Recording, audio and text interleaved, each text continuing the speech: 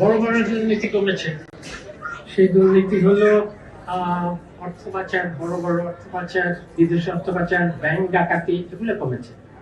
কিন্তু এই যে একটা অস্থির সময়, যেখানে প্রশাসন অস্থির এবং যেখানে বহু মানুষকে সরকার কোনো মামলা কোথাও পারেনি, কিন্তু বিভিন্ন প্রতিপক্ষ পক্ষ সাজিয়ে বিভিন্ন মামলা হচ্ছে। এখানে মামলা বাণিজ্য তৈরি হয়েছে। শিক্ষা মন্ত্রণালয়ে আমি দেখেছি বদলি বাণিজ্য আগের মতোই আছে। আমি অনেক চেষ্টা করেছি, কোথা থেকে হয়, একটা বদলিতে 8 লাখ টাকা লাগে কলেজের শিক্ষকদের। এটা কিভাবে কোথা থেকে আসে এনএসআই কে বলেছি, তারা খুঁজে বের করতে পারে না, কারণ অনেক হাত ঘুরে এটা আসে।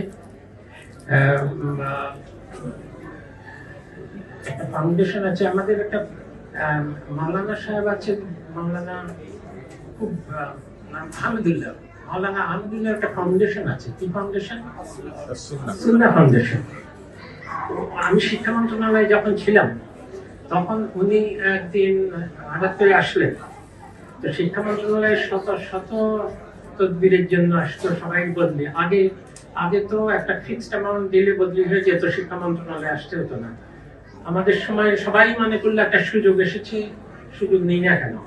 কাজে আমার ঘরের সামনে শত শত মানুষ অপেক্ষা করতো, তাদেরকে ডিঙ্গিয়ে আমার ঘরে ঢুকতে হতো, সবাই হাতে কিছু কাগজ। এর মধ্যে একদিন আহমদুল্লাহ সাহেব আসলেন। আমি ঢোকার সাথে সাথে বললাম যে আপনাকে তো আমি চিনি, আপনি তো টেলিভিশনে প্রশ্নের উত্তর দেন। এখন বলেন যে কোন কলেজকে সরকারিকরণ করতে হবে, বা আপনার কোন স্কুলকে সরকারি কোথায় বিভক্ত করতে হবে, বা কাকে কোথায় বদলি করতে হবে। উনি বললেন যে আমি কোনো তদবির করতে আসিনি, আমি আপনাকে শুধু দেখতে এসেছি। আমি বললাম তাহলে তো খুবই ভালো কথা, আপনি তো সব প্রশ্নের উত্তর দিতে পারেন, আমার একটা প্রশ্নের উত্তর দেন। আমি একটা মন্ত্রণালয় আছি, যেই মন্ত্রণালয় প্রায় সর্ববৃহৎ মন্ত্রণালয়। এই মন্ত্রণালয় বাংলাদেশের সব পরিবারকে পরোক্ষ প্রত্যক্ষভাবে প্রভাবিত করে। এখানে লাখে লাখে শিক্ষক কর্মচারীরা আছেন। আমি জানি এই মন্ত্রণালয়ে প্রচন্ড দুর্নীতি হয়।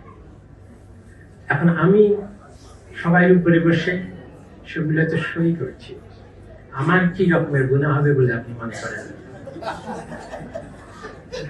উনি সঙ্গে সঙ্গে, এই জন্যই উনি এত নাম করা, সঙ্গে সঙ্গে উত্তর একটা হাদিস বলে তুললেন।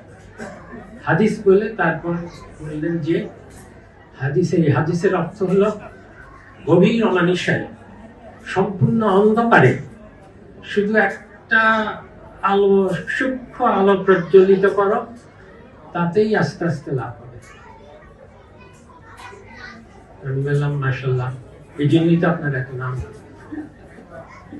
দোয়া করবেন। তারপরে আমি শিক্ষা মন্ত্রণালয় আমি নিজেই ছেড়ে দিলাম। Next level, well done, side by side, free.